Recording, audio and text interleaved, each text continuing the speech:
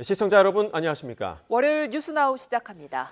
대미 관세 협상을 마치고 돌아온 김정관 산업통상자원부 장관이 경제계와 만나 결과를 공유하고 후속 전략을 논의합니다. 대한 상공회의소를 연결해 김정관 장관의 모두 발언 듣고 오겠습니다. 장관님께서 모두 발언이 있겠습니다. 안녕하십니까? 산업통상자원부 장관입니다. 취임하자마자 여러분들하고 만났을 때를 생각을 합니다. 맡고 나서 정말 그 책임이란 두 글자가 가진 그 무게감이 얼마나 큰지를 저실했던 순간이었는데 어떻든 국민 여러분의 성원과 덕분에 관세협상 타결한 성과를 전해드리기 위해서 정말 감개에 무량합니다.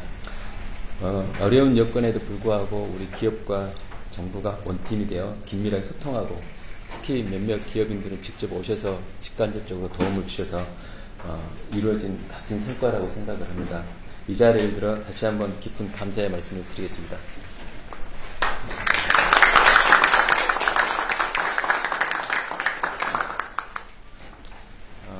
언론에 보도되었습니다만 금번 관세협상 타결로 국별 관세는 당초 예고된 25%에서 15%로, 자동차 관세는 15%로, 그리고 향후 예고된 반도체, 의약품 관세는 최애국 대우를 약속하였습니다.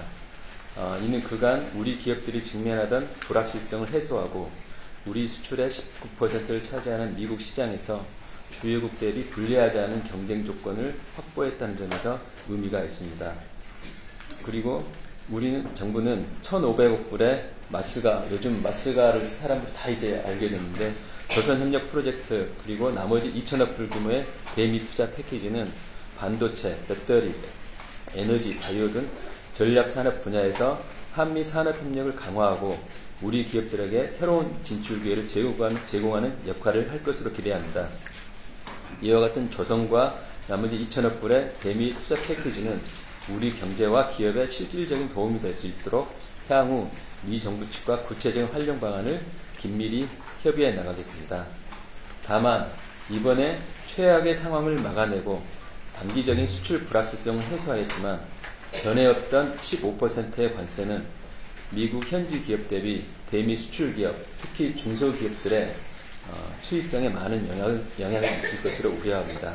특히 자동차 관세 12.5% 확보와 철강 관세 완화 방안에 대해서는 정말 마지막 트럼프 앞에서까지 저희들이 이야기했었는데 업계의 기대에 미치지 못했던 점을 매우 아쉽게 생각을 합니다. 이제 미국과 주요국 간 관세 협상이 어느 정도 마무리되고 국별 관세가 발효될 예정인 바 이를 반영하여 우리 수출 및 업종에 대한 영향을 면밀히 분석하고 지원 대책을 마련하겠습니다. 수출 경쟁력 강화와 시장 다변화 차원에서 수출 애로 해소, 대체 시장 발굴, 세제 및 자금 지원 등 미 관세 대응 후속 계획을 업계와 긴밀히 소통하며 추진해 나가겠습니다.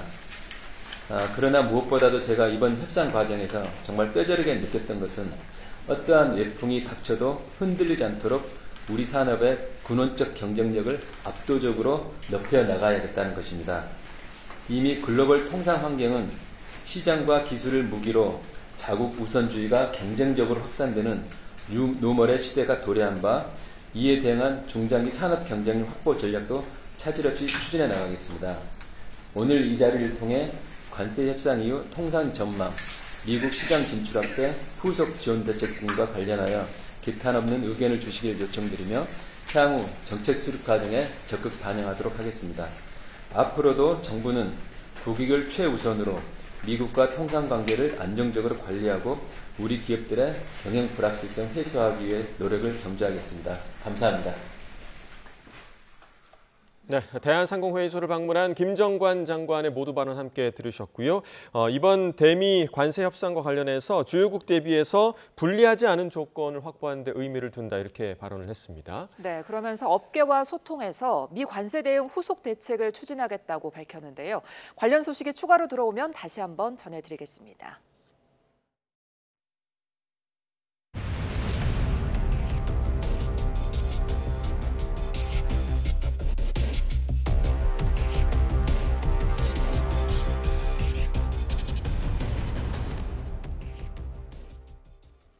네, 어제 저녁 전남에서는 1시간에 140mm가 넘는 극한 호우가 쏟아졌습니다. 이 때문에 한 명이 숨지고 침수 피해도 잇따랐는데요. 취재기자 연결해 자세한 내용 알아봅니다. 김범환 기자.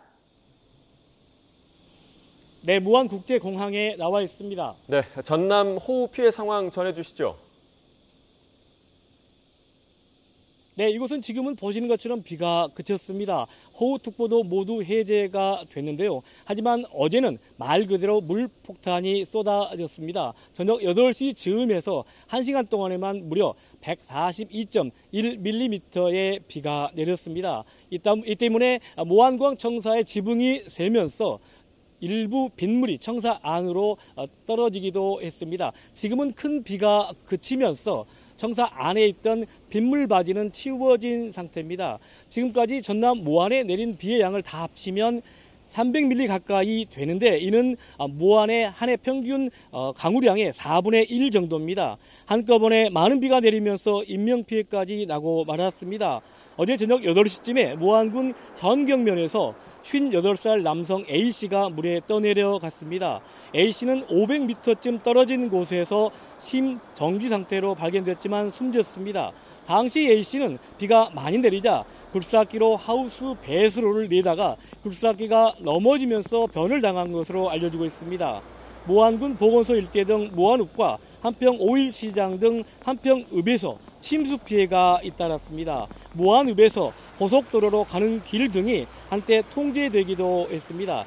다행히 지금은 물이 다 빠지고 영산강 유역 일대에 내려졌던 홍수특보도 해제가 됐습니다. 전남과 광주 소방에는 밤사이 크고 작은 신고가 수백 건이나 접수됐습니다. 60여 곳이 통제되고 침수와 산사태 우려에 주민 200여 명이 미리 대피하기도 했습니다. 불과 보름 전에 내린 비 피해가 완전히 복구되지도 않았는데요. 김영록 전남지사는 어젯밤 늦게 이곳 모안읍을 찾은 데 이어 조금 전에는 한평 5일 전통시장을 방문해 피해 상황을 보고받고 빨리 복구하자고 말했습니다. 전라남도 재난안전대책본부는 내일까지 비가 더 내리겠다며 비 피해 예방에 온 힘을 다해달라고 말했습니다. 지금까지 모안국제공항에서 YTN 김범환입니다.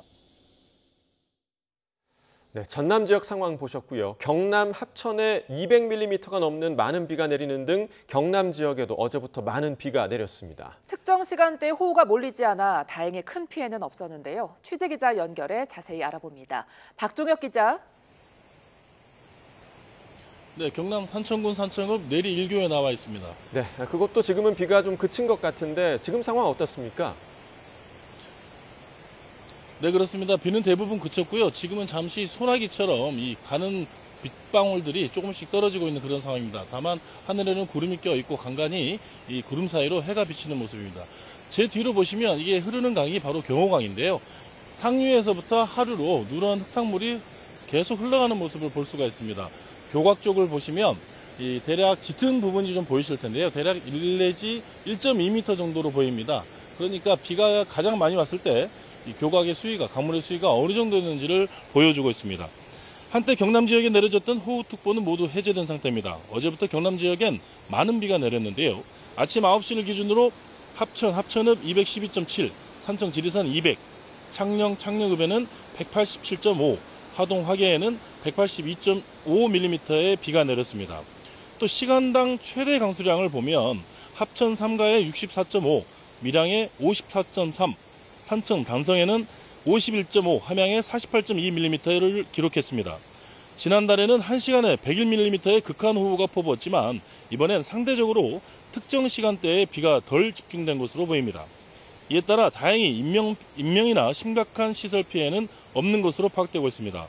어제부터 경남의 소방당국에 접수된 도로 침수나 대피 지원 등 신고 건수는 36건인데요. 큰 피해가 접수되진 않았습니다. 이 강한 비가 예보되면서 재난안전대책본부를 비상 2단계를 가동했던 경남도는 아침 7시를 기해 상시 대기 단계로 전환했습니다. 지난달 16일부터 20일까지 내린 집중호우로 7,618억 원의 재산 피해가 경남에서는 발생했습니다. 도로와 하천 등 공공시설은 6,112억 원, 주택과 가축 등 사유시설은 1,506억 원입니다. 이 가운데 60%가 제가 지금 나와 있는 이곳 산청에서 났습니다. 특히 인명피해가 났는데요. 14명이 숨졌고 4명이 중상해, 1명이 여전히 실종 상태입니다. 이런 가운데 경남 지역에는 오늘부터 내일까지 10에서 60mm, 많은 곳에는 80mm까지 비가 더 내릴 것으로 기상청은 내다보고 있습니다. 지금까지 경남 삼청에서 YTN 박종혁입니다. 네, 충청권에도 밤사이 많은 비가 내리면서 호우특보가 내려졌는데요. 현재는 비구름이 걷히고 있습니다. 호우특보도 모두 해제됐지만 오늘 오후까지 비가 예보돼 있고 내일은 강한 소나기가 내릴 거로 전망됩니다. 현장에 나가 있는 취재기자 연결합니다. 김기수 기자. 네, 충북 청주 무심천에 나와 있습니다. 네, 현장 상황 전해주시죠. 네, 제가 있는 곳엔 밤사이 많은 비가 쏟아졌지만 지금은 비구름이 서서히 걷히고 있습니다. 이 무심천 수위가 올라오면서 하상도로 통행도 한때 통제됐다가 오늘 오전 10시를 일기에 통행 제한도 모두 해제됐습니다. 이 밤사이 많은 비를 뿌렸던 비구름이 현재는 충청권을 모두 빠져나간 상황입니다. 이곳 충북을 포함해 충청권에 내려졌던 호우특보는 모두 해제됐습니다. 하지만 밤사이 많은 비가 내리면서 충남 보령 외령도에는 156mm, 청양 95mm의 누적 강수량을 기록했습니다. 세종은 74.6mm, 대전 58mm, 충북 옥천 61.5mm의 많은 비가 내리기도 했습니다. 충북에선 나무 쓰러짐 등 9건, 대전과 세종, 충남에선 도로 침수 등 6건의 비 피해 관련 신고가 접수됐습니다. 하지만 소방당국은 대부분 경미한 피해로 확인됐다며 인명피해는 없다고 밝혔습니다. 충청권엔 오늘도 비 예보가 돼 있는데요. 이번 비로 전국에서 2,000명 넘는 주민들이 대피했다고요? 네, 그렇습니다. 충북에는 오늘 10에서 60mm의 비가 예보됐고 내일은 5에서 30mm의 소나기가 내릴 것으로 보입니다. 대전과 세종, 충남에도 5에서 30mm의 비가 오늘 오후까지 이어질 것으로 전망됐습니다. 많은 비가 예보되진 않았지만 충청권은 지난달 폭우로 곳곳에서 수해 복구 작업이 진행되고 있는데요. 시설물 등 추가 피해가 없도록 각별한 주의가 필요합니다. 또 내일은 충청권 전역에 소나기가 예보돼 있는데요. 지역에 따라서 강수량 차이가 크고 천둥과 번개가 치는 곳도 있겠습니다. 중앙재난안전대책본부는 이번 비로 전국 6개 시도에서 2,500여 명이 일시 대피했다고 밝혔습니다. 대부분 경로당과 마을회관 등 임시 주거시설에 머무는 상황입니다. 바다에서는 3개 항로 4척의 여객선 운항이 중단됐고 하상도로와 세월교는 전국에서 260곳, 분치주차장 112개소, 지하차도와 도로 83곳의 통행이 통제되기도 했습니다. 지금까지 충북 청주에서 YTN 김기수입니다. 네, 이번에는 시청자 제보 영상으로 간밤에 내린 호우 상황 살펴보겠습니다. 함께 보시죠. 자, 강변 도로 위로 물이 얕게 차올랐습니다. 차가 지나가자 이렇게 물살이 생기는데요. 웅덩이가 생긴 곳을 보면 계속 흐르는 물에 물길이 생겼는지 돌멩이와 흙까지 쓸려 내려온 모습을 보실 수가 있습니다. 오늘 새벽 6시 반쯤 경남 산청군 시천면의 도로가 물에 잠겼습니다. 제보자는 도로 옆으로 보이는 덕천강이 비가 올 때면 자주 범람했다면서 도로 배수구가 막혀 이동이 불편한 상황이라고 전했습니다. 네, 이번엔 오늘 아침 7시 반쯤 전남 무안군 무안읍 복합문화센터 앞입니다. 밤사이 강한 비가 휩쓸고 가면서 공사를 위해 세워둔 가설물이 무너져 내렸습니다. 제보자는 도로 연석주 위에 돌멩이와 흙이 흩뿌려져 있어서 출근길에 조심히 서행 운전해야겠다고 밝혔습니다. 네, 지금 보시는 건 오늘 새벽 6시 50분쯤 전남 한평군 대동면과 해보면의 경계 지역의 모습입니다. 지난밤에 이어진 폭우로 도로에는 산에서 쓸려 내려온 것으로 보이는 돌덩이가 가득하고요. 또 산 비탈면에서는 여전히 물이 폭포처럼 쏟아져 내리고 있고 도로 옆으로 흐르는 하천 역시 잔뜩 불어난 모습 보실 수가 있습니다. 여름 휴가를 보내고 있는 이재명 대통령은 전남을 중심으로 많은 비가 내리자 관계부처에 적극적 대응을 주문했습니다. 이 대통령은 페이스북에 글을 올려 관계부처와 지방정부는 선조치 후보고의 원칙 아래 피해를 최소화하기 위한 적극 행정에 나서주길 바란다고 당부했습니다. 이어 자신도 응급 상황 발생 시 국가위기관리센터와 화상회의가 가능하도록 시스템을 구축하고 호우 상황을 챙기고 있다고 밝혔습니다. 이 대통령은 지금 경남 저도에 머물며 휴가를 보내고 있습니다. 네, 이제는 극한 폭우, 또 괴물 폭우라는 말까지 나오고 있습니다. 지난밤 전남 무안에서는 기록적인 폭우가 쏟아지기도 했는데요. 폭우가 조금 지나자 11시부터는 서울에 폭염주의보가 발효됐습니다. 급변을 거듭하는 날씨 상황, 반기성 YTN 재난전문위원 연결해 전망해 보겠습니다. 반 의원님 안녕하십니까? 네, 안녕하세요. 네, 자 오늘 오전 7시 20분을 기해서 이제 전국에 내려진 호우특보는 모두 해제가 됐는데 궁금한 건 앞으로 비가 얼마나 올지입니다. 어떻게 좀 전망하십니까? 일단 뭐 어제 내렸던 강한 비구름은 동쪽으로 빠져나갔고요. 현재는 주로 이제 남부지방 쪽으로 비구름이 영향을 주는 지역들이 있습니다. 뭐 수도권 쪽은 구름만 다소 많은 가운데 오후에 한 차례 소나기만 예상이 되고요. 충청권 지역은 내륙 지방으로 비가 내릴 때가 있겠지만 소강선대를 볼 때도 많겠습니다. 현재 이제 비구름대를 보면은 전남, 전북, 남부, 제주 지역에 산발적으로 형성돼 있는데요. 일단 기압골 영향을 받는 남부 지방을 중심으로 비가 내릴 것으로 예상이 되고 있습니다. 일단 내일 새벽까지 전남, 남해안, 경상권에 비가 이어지는 곳이 많을 것으로 보이는데요. 기상청은 이제 경상권을 중심으로 돌풍과 함께 현동, 번개를 동반한 강하고 많은 비가 내릴 것으로 예상하고 있죠.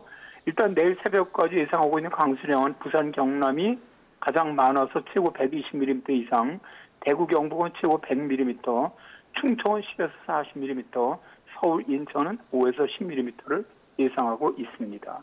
예. 자, 전남 무안에서는 시간당 140mm가 넘는 비가 내렸는데 이 정도면 어느 정도 양이라고 보면 될지, 그리고 이런 극한 호우가 더 내릴 가능성이 있는지도 궁금하거든요.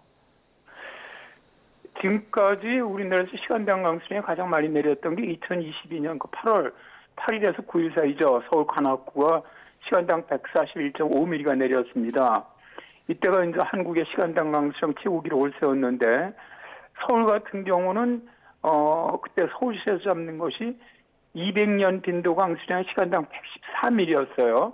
이걸 확 넘어서 버리니까, 그런데 당시에 이제 이걸 분석했던 BBC에서 141mm면은 500년 빈도의 강수량이다. 그렇게 이제 그때 방송을 하기도 했습니다. 자, 이게 세계기상기구 기준에 따르면은 시간당 30mm 이상의 비는 아주 강한 비를 말하고요. 50mm 이상은 매우 강한 비, 100mm 이상은 극한 호우로 세계기상기구는 분류하고 있습니다. 그러니까 시간당 140mm를 넘는 비는 정말로 뭐 매우 상상을 초월하는 강력한 폭우 수준이죠. 예. 그러니까 뭐 이거는 뭐 일상생활에 좀 엄청난 영향을 줄 수 있는 수준으로 도로 침수라든가 건물 침수, 산사태 엄청난 심각한 피해를 발생시키는 수준이라고 할 수가 있고요. 앞으로 이러한 것들은 결국 지구온난화가 더 심각해지면 심각해질수록 이러한 극한적인 폭우, 이런 현상은 더욱 자주 발생할 것으로 예상이 됩니다. 네, 자 극한 호우의 기준을 이미 많이 넘어선 폭우의 강수량이다 이렇게 설명을 해주셨는데 이렇게 기록적인 폭우 뒤에 또다시 지금 폭염이 찾아오고 있습니다. 서울도 오전 11시부터 폭염주의보가 발효됐는데 이 또한 이상기후가 원인으로 봐야겠죠? 그렇습니다. 지금 이렇게 이제 폭우와 폭염이 번갈아 발생할 이유는 지구온난화죠. 그러니까 이제 기후변화 아주 밀접한 관련이 있다고 보는데요.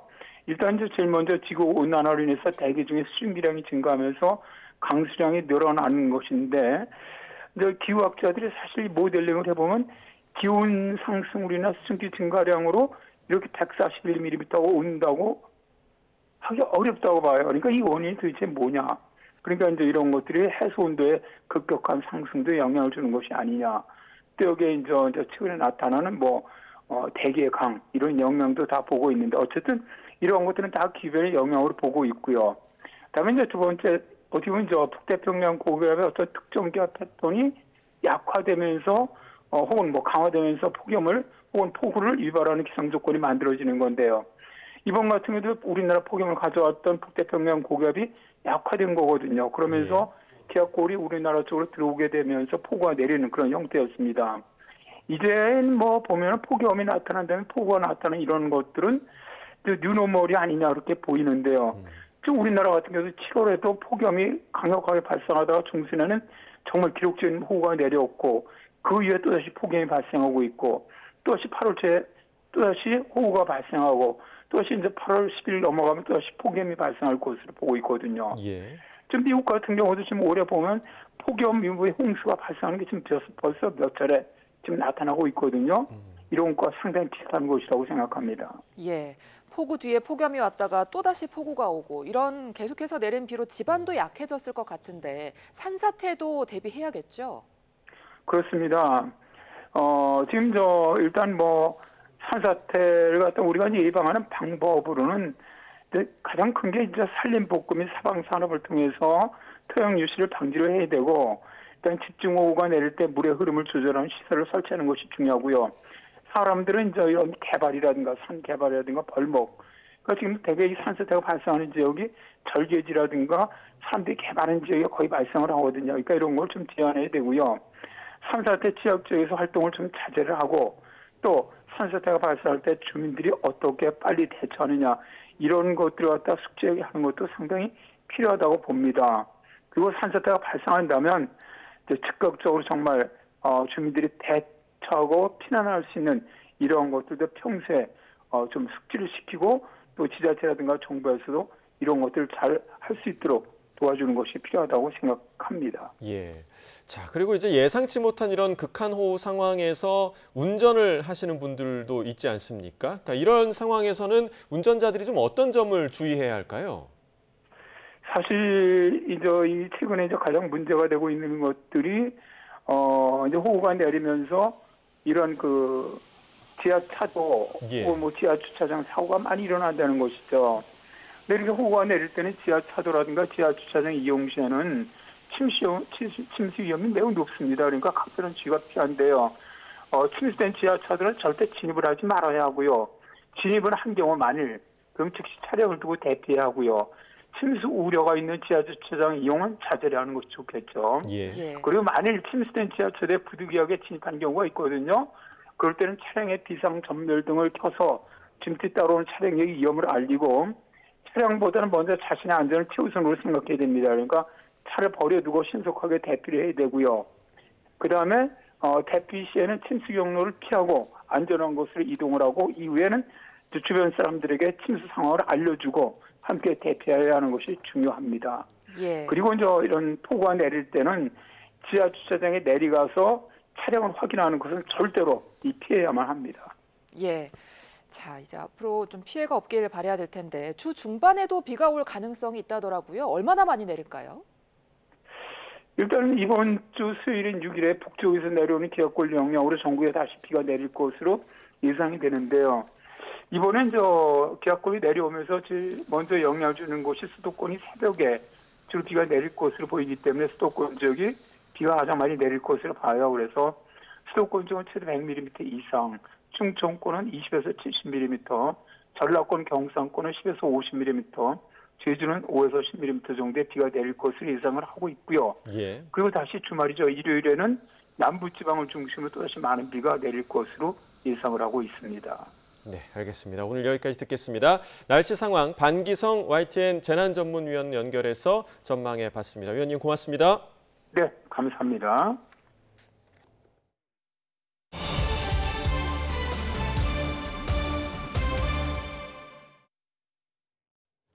다음 소식입니다. 정청래 민주당 대표가 검찰, 언론, 사법개혁은 폭풍처럼 몰아쳐서 전광석화처럼 끝내겠다면서 3대 개혁특별위원회를 즉시 가동한다고 밝혔습니다. 국민의힘은 증권거래세를 인하하고 대주주 기준을 완화하는 정부의 세제 개편안과 관련해 기업을 옥죄는 입법을 강행해서는 안 된다고 강조했습니다. 취재기자 연결합니다. 이동우 기자, 민주당이 3대 개혁 특위를 즉시 가동한다고요? 예, 그렇습니다. 더불어민주당의 정청래 대표는 검찰, 언론, 사법개혁은 폭풍처럼 몰아쳐서 전광석화처럼 끝내겠다면서 3대 개혁 특별위원회를 즉시 가동한다고 밝혔습니다. 정 대표는 오늘 최고위원회의에서 내란 세력을 뿌리 뽑을 수 있는 강력한 민주당을 만들라는 것이 전당대회에서 보여준 당원들의 뜻이라며 이같이 말했습니다. 지난주 그러면서 민영배 의원을 검찰개혁특위위원장에, 최민희 의원을 언론개혁특위위원장에, 백혜련 의원을 사법개혁특위위원장에 각각 임명했습니다. 또 1인 1표 당원주권정당을 완성할 당원주권정당특위위원장에는 최측근인 장경태 의원을 발탁했습니다. 정 대표는 이재명 정부와 원팀 당정대가 되어 민생경제 회복을 체감할 수 있도록 앞장서겠다고 강조했습니다. 이 앞서 정 대표를 비롯한 신임 지도부는 오늘 아침 국립 서울회원청원을 참배했습니다. 정 대표는 지도부와 현충탑의 헌화 분황한 뒤 당명록에 더 민주적인 민주당, 더 유능한 민주당, 더 강한 민주당을 만들어 이재명 정부를 뒷받침하겠다고 적었습니다. 정 대표는 김대중 전 대통령 묘역에도 참배했으며 정 대표와 당권을 놓고 경쟁했던 박찬대 의원도 동행했습니다. 네, 또 국민의힘은 정부의 세제 개편안과 관련해서 기업을 옥죄는 입법을 강행해서는 안 된다 이렇게 강조했다고요. 예, 그렇습니다. 국민의힘 송원석 비대위원장 겸 원내대표는 증권거래세를 인상하고 대주주 기준을 완화하는 정부의 세제 개편안과 관련해 기업을 옥죄는 입법을 강행해서는 안 된다고 말했습니다. 송 위원장은 국회에서 열린 비대위회의에서 지난주 세제 개편안을 발표한 다음 날 코스피가 폭락해서 시가총액이 100조 원이나 증발하는 등 세금 폭탄이 주식시장을 정면으로 강타했다며 이같이 말했습니다. 송 위원장은 또 앞에서는 코스피 5천 시대를 약속하고 뒤에서는 개인 투자자 주머니를 털어가는 기만적인 정책에 국민적인 분노가 커지고 있다며 이재명 정부와 민주당의 세금 폭탄으로부터 경제를 지켜내기 위해 모든 노력을 다하겠다고 강조했습니다. 그러면서 장기적인 주가 상승은 단순한 돈풀기로 가능한 것이 아니라면서 기업의 투자 의욕과 경제하라는 마인드에 찬물을 끼얹는 규제를 혁파하는 일부터 시작해야 한다고 지적했습니다. 또 미국과의 관세 협상 결과와 관련해 농업인과 기업인에게 정보를 투명하게 공개하고 향후 예상되는 피해에 대한 대비책도 즉각 마련할 것을 촉구했습니다. 네, 오늘 국회 본회의에는 노란봉투법과 방송3법, 상법 개정안 등 쟁점 법안이 상정될 걸로 보이는데 상황 어떻습니까? 예, 아직 어떤 법안을 오늘 먼저 상정할지는 최종 결정되지는 않았지만 노란봉투법을 먼저 올릴 것이라는 얘기가 나오고 있습니다. 오전에는 방송 3법을 먼저 올릴 수 있다고도 알려졌지만 10시 반에 시작한 민주당 의원총회에서 노란봉투법을 먼저 올리는 방향으로 논의됐으며 우원식 국회의장도 그렇게 결정을 했다고 알려져 있습니다. 표결로 필리버스터를 종료하려면 최대 24시간은 지나야 하기 때문에 내일 자정에 끝나는 7월 국회에서는 법안을 딱 한 개만 통과시킬 수 있는데요. 국회법상 절차에 따라서 나머지 법안은 8월 국회로 넘어가게 됩니다. 민주당은 상정 순서도 전략이라면서 본회의 직전까지 바뀔 수 있다고 말을 아끼고 있습니다. 국민의힘은 방송 3법은 방송장악법으로, 다른 법안들은 기업 죽이기 법안으로 각각 규정하고 무제한 반대 토론, 즉 필리버스터로 막겠다고 예고한 상황입니다. 민주당은 국민의힘이 5개 법안 모두에 대해 필리버스터를 할 경우 이른바 살라미 전략에 따라 하나씩 순차적으로 처리할 예정입니다. 8월 임시국회는 오는 6일부터 소집된 상태이지만 실제 본회의는 여름 휴가 등의 일정이 끝난 21일에나 진행될 전망입니다. 급격한 상황 변화가 없는 한 21일부터 계속해서 법안 상정에 이어 필리버스터, 24시간 뒤에 토론 종료, 곧 이어 표결, 이 같은 상황이 반복될 것으로 예상됩니다. 지금까지 정치부에서 YTN 이동호입니다. 김건희 여사를 둘러싼 각종 의혹을 수사하는 민중기 특별검사팀이 모레 김 여사 소환을 앞두고 조사 내용 다지기에 주력하고 있습니다. 이와 함께 윤석열 전 대통령에 대한 체포영장 재집행 시기도 고심하고 있는데요. 취재기자 연결합니다. 이만수 기자, 김영선 전 의원이 특검에 나왔다고요? 네, 그렇습니다. 오전 9시 20분쯤부터 조사가 진행이 되고 있습니다. 김영선 전 의원, 윤석열 전 대통령 부부의 공천 개입 의혹과 관련한 핵심 인물로 꼽힙니다. 정치브로커 명태균 씨가 대선 관련 여론조사를 윤 전 대통령 부부에게 제공하고 그 대가로 김 전 의원의 2022년 보궐선거 공천을 받아왔다는 것이 공천 개입 의혹의 핵심입니다. 김 전 의원은 지난해 4월 총선과 관련한 의혹에도 연루가 되어 있습니다. 당시 김상민 전 검사가 김 전 의원 지역구인 창원 의창에 국민의힘 예비후보로 등록하는 과정이 석연치 않다는 것인데요. 명 씨는 앞서 김 여사가 김 전 의원에게 이와 관련한 전화를 했다는 주장을 한 적이 있습니다. 김 전 의원은 그러나 오늘 특검 출석에 앞서서 기자회견을 열고 선출직 나가려는 사람이 공천을 위해 노력한 것이라면서 혐의를 전면 부인했습니다. 특검은 모레 처음으로 소환하는 김 여사를 상대로 이 세 가지 혐의, 그러니까 주가 조작 의혹과 공천 개입 의혹, 그리고 건진법사 청탁 의혹을 조사할 계획인데 이와 관련한 혐의 다지기에 주력하고 있는 것으로 보입니다. 네, 여러 차례 조사가 미뤄졌던 조현상 HS 효성 부회장도 특검에 출석했죠. 네, 조현상 HS 효성 부회장은 이른바 집사 게이트에 연루된 인물인데 오늘 오전에 특검에 출석해서 조사를 받고 있습니다. 특검은 김 여사 일가와 밀접한 관계인 김예성 씨가 설립에 참여한 렌터카 회사 IMS 모빌리티의 여러 기업이 석연치 않은 경위로 거액을 투자한 것으로 의심하고 있습니다. 김 씨와 김 여사의 친분을 생각해서 대가성 자금을 제공한 것 아니냐는 겁니다. 이와 관련해 지난달 IMS 측에 투자한 기업 관계자들을 차례로 소환 조사했는데 김건희 특검은 조 부회장을 상대로도 투자 경위 등을 자세히 캐묻고 있습니다. 네, 윤석열 전 대통령의 체포영장은 언제쯤 재집행할까요? 네, 김건희 특검은 체포영장을 발부받은 다음 날인 지난 1일 첫 집행을 시도했었습니다.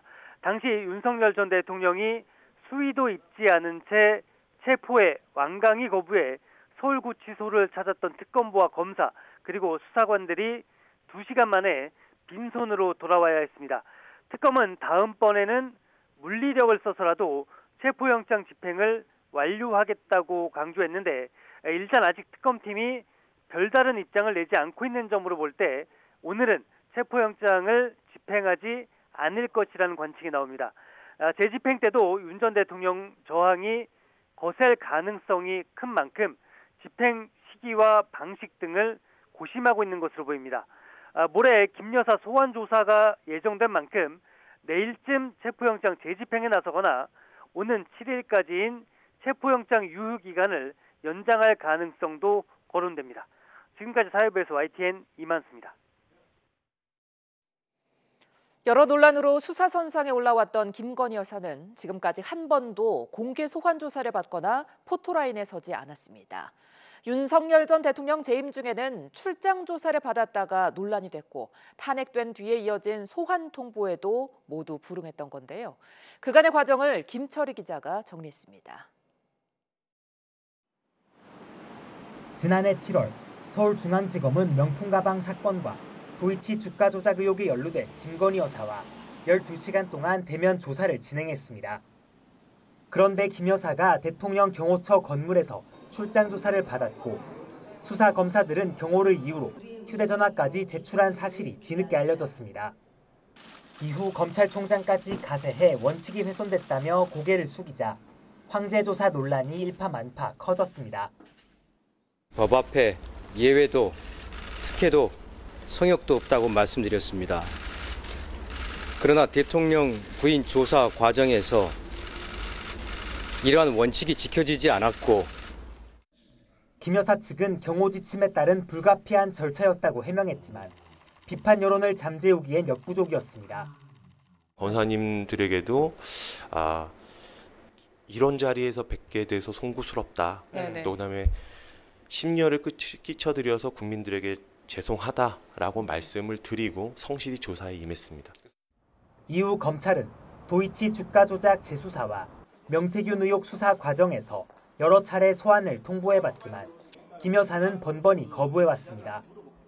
하지만 사건을 넘겨받은 민중기 특별검사팀은 체포 가능성까지 시사하며 압박 수위를 높였고 결국 공개 소환이 성사됐습니다.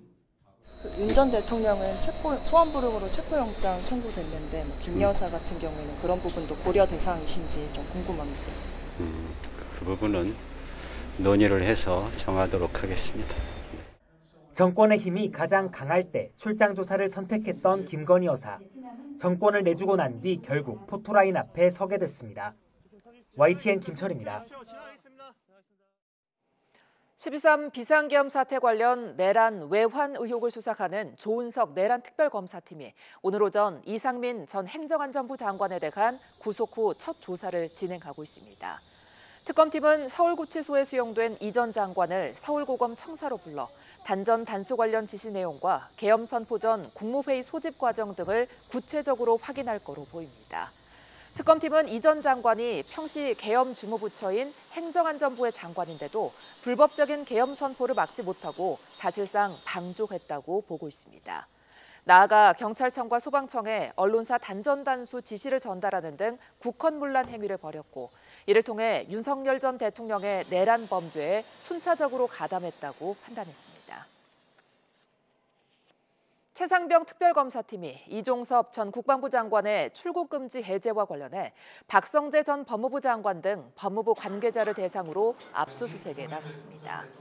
정민영 특별검사보는 오늘 정례 브리핑에서 그동안 외교부와 법무부 관계자를 참고인으로 조사했고 수사 내용을 토대로 추가 자료 확보가 필요하다고 판단했다며 이같이 밝혔습니다.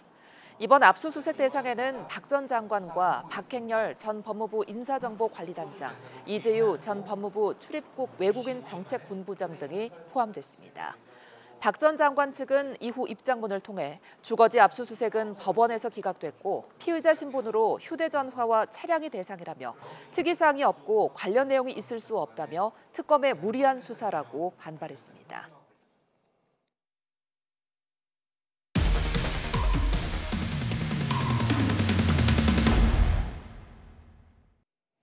삼부토건 주가 조작 의혹을 수사하는 김건희 여사 특별검사팀이 윤석열 전 대통령 부부의 우크라이나 순방 의혹에 대해 수사에 나섰습니다. 특검은 윤 전 대통령 부부가 예정에 없던 우크라이나행을 결정한 경위와 절차를 살펴보기 위해 박진 전 외교부 장관을 불러 조사할 예정입니다. 안동준 기자의 단독 보도입니다. 지난 2023년 7월 윤석열 당시 대통령 부부는 나토 정상회의에 참석하기 위해 리투아니아를 찾았습니다. 이어 폴란드를 공식 방문해 안제이 두다 대통령과 우크라이나 재건 협력을 위한 양해 각서를 체결했습니다. 애초 공식 일정은 여기까지였지만 윤 전 대통령은 김건희 여사 등 극소수 인원만 동행한 채 극비리에 우크라이나를 방문했습니다. 한국은 지난해 약 1억 불의 인도적 지원에 이어 올해 1억 5천만 불의 인도적 지원도 효과적으로 이행해 나갈 것입니다. 윤 전 대통령 부부가 우크라이나를 깜짝 방문한 이후 삼부토건 주가는 최고가로 치솟았습니다. 공교롭게도 당시 순방이 우크라이나 재건 사업을 띄우던 삼부토건 전현직 경영진들이 수백억대 부당 이득을 실현하게 된 결정적 계기가 된 셈입니다. 특검은 윤 전 대통령 부부가 예정에 없던 우크라이나를 방문한 절차와 경위를 확인하기 위해 당시 외교부 장관이었던 박진 전 의원에게 소환을 통보했습니다. 당시 순방 일정이 변경된 배경에 윤 전 대통령 부부나 이들의 측근 등 이른바 비선이 개입했는지 의심하고 있는 겁니다. 또 당시 여행 금지 국가였던 우크라이나에 입국하는 과정에서 외교부의 공식적인 허가를 받았는지도 들여다보고 있습니다. 주가 조작 의혹으로 삼부토건 전현직 경영진 일부를 구속한 특검이 우크라이나 순방 의혹 수사를 통해 김건희 여사와의 연결고리를 찾을 수 있을지 주목됩니다. YTN 안동준입니다. 김건희 특검팀이 윤석열 전 대통령에 대한 체포영장 재집행 시기를 조율하고 있습니다. 내란 특검팀도 이상민 전 장관을 구속 후 첫 조사하며 속도를 내고 있는 모습인데요. 특검 수사 관련 내용 임주혜 변호사와 함께 이야기 나눠봅니다. 안녕하십니까? 네, 안녕하세요. 네, 김건희 특검팀이 이번 주 안에 윤 전 대통령의 체포영장 2차 집행을 할 것으로 보이는데 윤 전 대통령 측은 강제 인치가 위헌 소지가 있다 이렇게 맞서고 있잖아요. 어떤 전략일까요? 일단 체포영장은 법원이 발부를 했습니다. 그렇다면 지금 구속 상태지만 조사를 받고 있지 않은 부분이 문제가 있다라는 부분까지는 법원에서도 확인을 해줬다고 볼 수 있는데요. 문제는 체포영장이 발부는 되었지만 강제 집행이 쉽지 않다는 점입니다. 구속 상태이기 때문에 기본적으로 지금 윤석열 전 대통령의 인신에 관한 부분은 서울구치소에서 관리를 하고 있습니다. 그렇다면 체포영장을 집행하기 위해서 특검 측의 인원들이 서울구치소에 함께 방문을 해서 이 현장을 지휘할 수는 있지만 윤석열 전 대통령이 지금 기거하고 있는 이 방 안으로 들어가서 정말 실질적으로 물리력을 행사해서 방 밖으로 데리고 나올 수 있는 사람은 교도관이라고 볼 수 있습니다. 그런데 지금 지금 윤석열 전 대통령 측에서 주장하는 바와 같이 교도관이 강제적으로 물리력을 행사할 수 있는 부분은 뭐 지금 건강상의 문제가 발생을 했다거나 교도소 안에 치안 유지라던가 질서 관리 차원에서만 물리력 행사가 가능하지 이 체포영장을 집행하는 과정 같은 부분에 대해서 교도관이 물리력을 사용할 수 있는지 말 그대로 어떤 이 문헌적 의미의 규정은 존재하지 않는다는 점을 문제 삼고 있는 겁니다. 그래서 이런 부분들 때문에 내가 지금 조사를 받지 않겠다고 강하게 주장을 하고 있는데 구치소 내부까지 들어와서 물리력을 행사하는 것은 위헌의 여지가 있다. 그리고 지금 수용자의 인권에 중대한 문제를 끼칠 수 있다라는 것이 지금 윤석열 전 대통령 측의 입장이고요. 이제 이런 부분들 때문에 체포영장 1차 집행은 무산되었습니다. 2시간 정도 대치를 하다가 결국 집행이 되지 못했는데 체포영장도 일주일 정도의 그 유효 기간이 있기 때문에 내일쯤에는 다시 한번 집행을 시도할 가능성이 매우 높아 보입니다. 네. 그래서 관련해서 이제 정청래 민주당 대표가 담요로 둘둘 말아서 데리고 나와야 한다 이런 주장을 했더니 윤 전 대통령 측이 손을 대는 순간 법적 조치를 검토하겠다 이렇게 밝혔거든요. 이게 가능한 겁니까? 그렇죠. 지금 나오고 있는 이야기처럼 이 물리력을 행사해서 마치 이제 끌고 나오는 형식을 행사하는 것이 사실 쉽진 않아 보입니다. 정말 나오지 않겠다고 버티는 상황이라면 전직 대통령 신분이라는 점도 가만히 될 수밖에 없고요. 이 서울구치소 교도관 입장에서도 추후에 어떤 있을 수 있는 법적 분쟁들 때문에 섣불리 손대기 쉽지 않을 것 같습니다. 이제 이런 부분들 때문에 특검 측에서도 1차 집행 당시에는 다음번에는 정말 물리력을 행사하겠다라는 차원의 어떤 경고성 조치만을 하고 돌아왔으리라고 보는데 뭐 보쌈을 한다는 방식, 그러니까 뭐 담요 같은 부분으로 몸을 감싼 다음에 데리고 나와야 된다 이런 부분들이 어떤 규정이나 어떤 선례가 정확히 있다고 보기는 어려워서 이 역시도 섣불리 시도하기는 어려워 보이고요. 다만 윤석열 전 대통령의 변호인이 선임이 되었습니다. 그러니까 이 해당 사안, 이 김건희 여사 특검에 대한 대응을 위한 변호인도 이제 별도로 선임이 되었고 그렇다면 특검 측도 어떤 무리하게 조사를 이어가서 결국 최종적으로는 진술권을 행사한다면 유의미한 결과를 얻지 못할 수도 있는데 대치하는 모습을 오래 보여주기보다는 지금 윤석열 전 대통령 변호인과 어느 정도 일정을 협의한 다음에 다른 방안, 뭐 방문조사 방식이라던가 아니면 소환조사를 하더라도 그 절차와 방식을 좀 협의할 가능성이 현재로서는 조금은 열려 있는 것이 아닌가 생각도 됩니다. 예. 자, 이런 상황 속에서 내란 특검팀도 오늘 이상민 전 장관을 구속 후에 첫 조사했습니다. 내란 공모 혐의, 그러니까 비상계엄 인지 시점에 대해서 좀 집중 수사를 할 것 같죠? 그렇습니다. 결국 지금 문제되고 있는 부분이라고 한다면 단전단수 지시와 관련해서 이상민 전 장관의 이전의 진술과 지금 확인되고 있는 물증들이 일치하지 않는다는 점입니다. 이런 점들 때문에 증거인멸의 우려가 높다는 판단을 받았고 구속까지 됐습니다. 이 구속 상태에서 소환조사에 응한 상황이라고 보여지는데 지금 이상민 전 행안부 장관에 대해서도 과연 단전단수 지시를 구체적으로 윤석열 전 대통령으로부터 받았는지 그 이후에 어떤 지시를 했는지 이런 부분들을 확인하는 과정을 거치고 있으리라고 보고요. 그리고 비상계엄 선포 이후, 해제 이후의 절차들도 어느 정도 함께 논의를 한 바가 있는지 적어도 공모한 바가 있는지 이런 부분 입증을 하기 위해 수사력을 기울이고 있습니다. 네, 이상민 전 장관이 아무래도 그 계엄 전 안가 회동의 참석자인 만큼 이번 내란 수사에 분수령이 좀 되지 않을까 싶은데요. 그렇죠. 이제 뿐만 아니라 다른 국무위원들에 대한 소환 조사 그 이후에 어떤 강제적인 신병의 확보 절차까지도 나아갈 수 있다는 한 가지 근거로서 이상민 전 장관의 구속이 지금 이야기가 되고 있습니다. 이제 대표적으로 한덕수 전 총리 같은 경우에도 유사한 혐의를 받고 있습니다. 이전에는 계엄 관련 문건에 대해서 전달받은 바가 없다는 취지의 주장, 그리고 이제 양복 뒷주머니에 들어있어서 사전에 보지 못했다라는 진술들을 뭐 헌법재판소에서나 이후에 국회에서 해왔었는데 공개된 CCTV를 보자면은 이와 배치되는 부분이 확인이 됩니다. 그런 부분들 때문에 특검도 강도 높은 소환 조사를 진행을 했고요. 이상민 전 장관의 신병도 확보를 한 상황이기 때문에 경우에 따라서는 다른 국무위원들에 대해서도 비상계엄에 공모했다는 혐의 내지는 어떤 내란의 중요 임무를 담당했다거나 방임했다, 방조했다 등의 혐의를 들어서 추가적인 어떤 영장 청구 가능성도 점쳐지고 있습니다. 네, 말씀해 주신 것처럼 이제 한덕수 전 총리도 조만간 소환을 할 것 같은데 내란 공범으로 지목될 가능성이 높은 상황인 거죠? 그렇습니다. 가능성이 있어 보입니다. 일단 기존에 했던 진술과 지금 CCTV라던가 다른 관련자들의 진술이 좀 모순되는 부분이 발생이 되고 있다는 건 한덕수 전 총리의 이전 진술의 신빙성을 약화시키고 있는 부분입니다.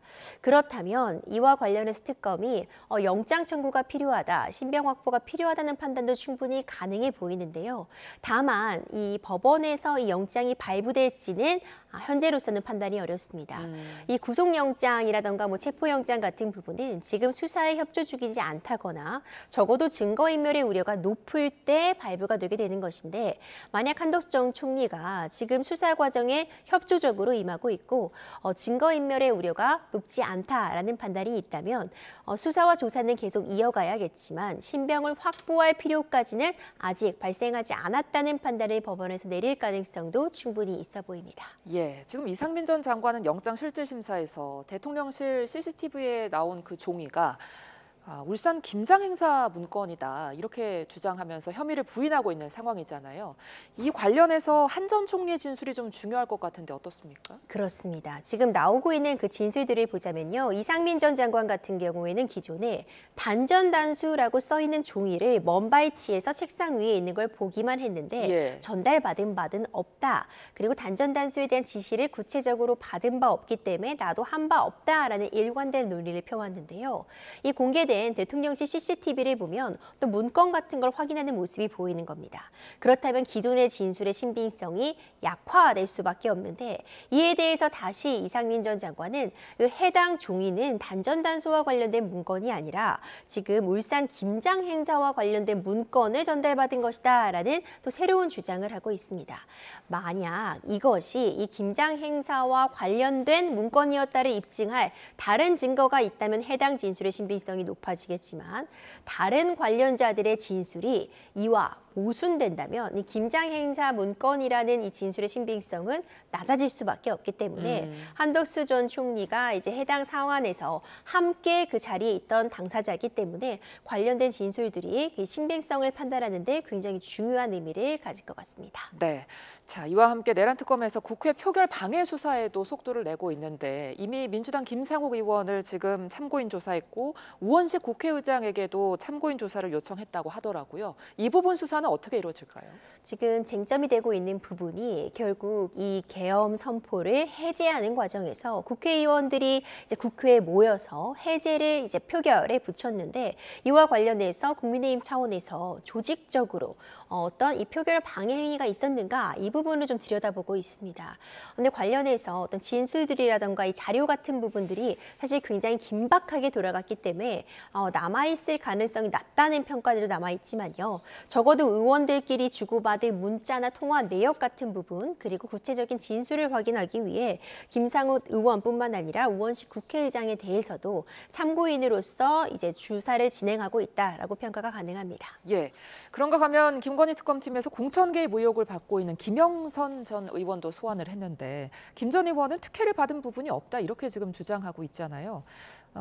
그럼에도 불구하고 윤상현 의원처럼 조사 도중에 좀 발언을 번복할 가능성은 얼마나 보십니까? 가능성은 열려 있습니다. 김영선 전 의원 같은 경우에는 이 공천 개입 사건에서 굉장히 핵심적인 역할을 담당할 수밖에 없습니다. 결국 윤석열 전 대통령 부부가 이 의원, 김영선 전 의원을 당선시키기 위해서 어떤 공천에 개입했다는 그런 부분이라던가, 이후에 다른 사람의 공천을 돕기 위해서 이 과정에서도 어떤 이권을 약속했는지 여부, 이런 부분들이 어떤 의혹의 핵심, 결국 명태균 게이트의 핵심적인 인물이라고밖에 볼 수 없거든요. 지금 오늘 특검 조사에 출석하는 과정에서는 김영선 의원 같은 경우에는 본인이 충분히 자격을 갖췄기 때문에 공천을 받은 것이지 그 과정에서 어떤 청탁이라던가 외압이 있었던 것은 아니다라는 기존의 입장을 다시 한번 강조했습니다.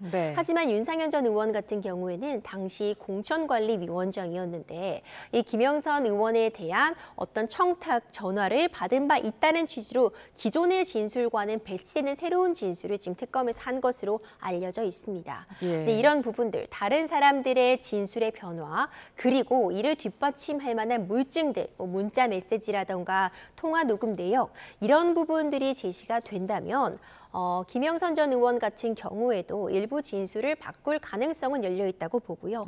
다만 이것은 어떤 본인의 판단 내지는 실체적 진술에 부합하는지가 쟁점이 되기 때문에 조사 결과를 조금 더 지켜볼 필요 있어 보입니다. 네, 자 김건희 특검팀에서 도이치모터스 주가 조작 사건도 지금 재수사에 들어갔는데 어제 권오수 전 도이치모터스 회장 그리고 김범수 전 아나운서를 소환했는데 김 여사의 가담 여부를 규명할 수 있을까요? 그렇죠. 이 도이치모터스 사건의 핵심적인 부분은 굉장히 단기간에 주가가 어떤 조정을 받고 또 급등하는 이 모습에서 결국 이것이 주가가 조작된 것인데 여기에 사용된 이 주가 조작 계좌 중에 하나가 김건희 여사의 계좌였다는 부분입니다. 이걸 과연 알고서도 이 계좌를 준 것인지 아니면 정말 몰랐는지가 쟁점인 건데 지금까지 이 과정에서는 김건희 여사는 가담하지 않았다고 판단을 받아왔으나 얼마 전 재수사가 지금 결정이 되고 이루어지고 있는 상황입니다.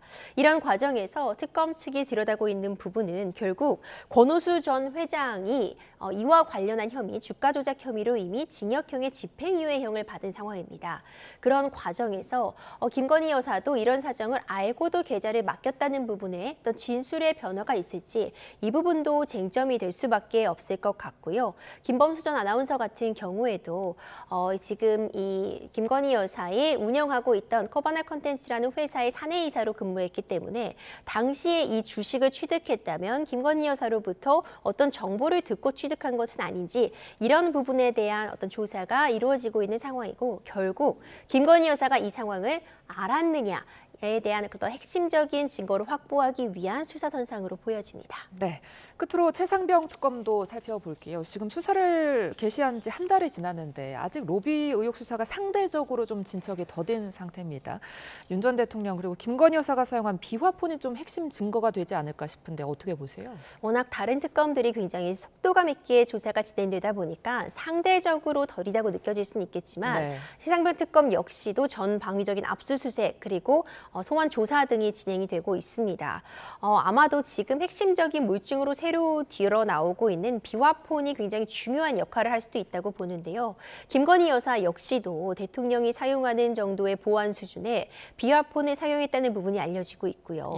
이 통화 목록들이 확인이 됐다면 과연 수사 과정에서 이 외압이 있었다는 그 부분 전후로 해서 누구에게 김건희 여사가 전화 통화를 했는지 그리고 그 이후에 또 어떤 수사 관련 지시가 있었는지 이런 부분들을 확인하기 위해서 이 비화폰이 굉장히 핵심적인 어떤 증거가 될 수 있으리라고 보고 지금 참고인 조사라던가 이 피의자에 대한 소환 조사가 진행되고 있기 때문에 이 과정에서도 유의미한 진술이 확보가 된다면 최상병 특검 역시도 수사가 굉장히 속도감 있게 앞으로도 진행될 것이라 봅니다. 알겠습니다. 특검 수사 상황 지금까지 임주혜 변호사와 짚어봤습니다. 오늘 말씀 고맙습니다.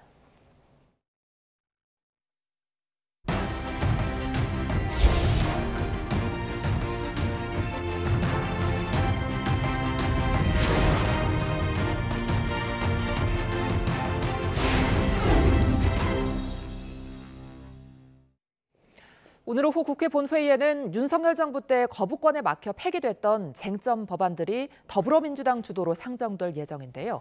국민의힘이 이에 대응하기 위해 의원총회를 열었습니다. 현장 상황 보고 오겠습니다. 네, 저희도 민주당에서 노란봉투법부터 상정을 한다고 그렇게 지금 직접 연락을 받지는 못했지만 저희 당을 통해서 이렇게 파악이 됐습니다. 민주당 내부적으로 논란이 있는 것 같습니다. 어제는 노란봉투법, 오늘 오전만 하더라도 방송상법 이렇게 올라가는 순서가 바뀌었는데요. 조금 전에 이제 노란봉투법 올리는 것이 그렇게 저희는 알고 있습니다. 일단 노란봉투법이 올라가게 되면 저희 송원석 원내대표부터 필버를 시작하게 될 거고요. 그 이후에 김영동 한노위 관사 등을 통해서 저희가 이제 한노위 소속 의원 중심으로 필버를 진행을 하게 됩니다.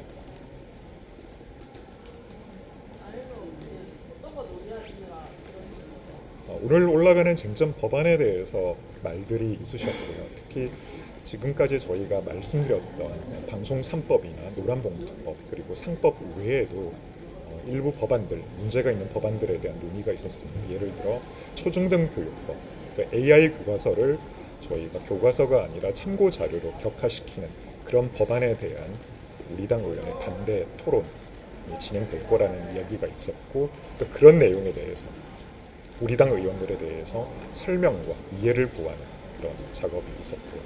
또 지역사랑 상품권 이용 활성화법에 대해서도 반대 토론이 진행될 예정입니다. 그래서 그 부분을 설명드리는 그런 절차가 있었습니다.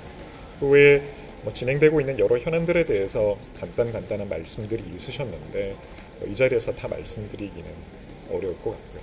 전반적으로 오늘 오후에 상정되는 법안들에 대한 논의가 줄을 잃었다라고 말씀을 드릴 수 있을 것 같습니다.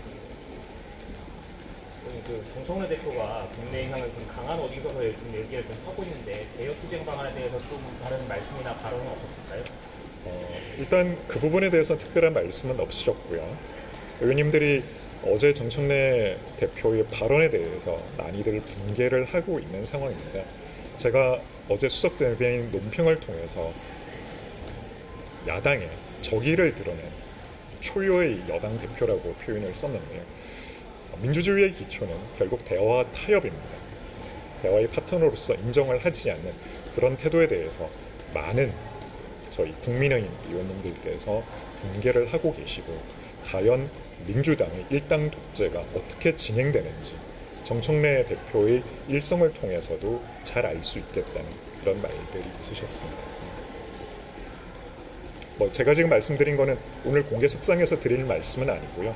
어제 정청래 대표의 발언 이후에 저희 당 의원님들의 여러 의견들을 종합해본 종합적인 말씀이라고 이해를 해주시면 좋겠습니다. 노동법 같은 경우도 넘어가는 걸로 처리가 넘어가는 걸로.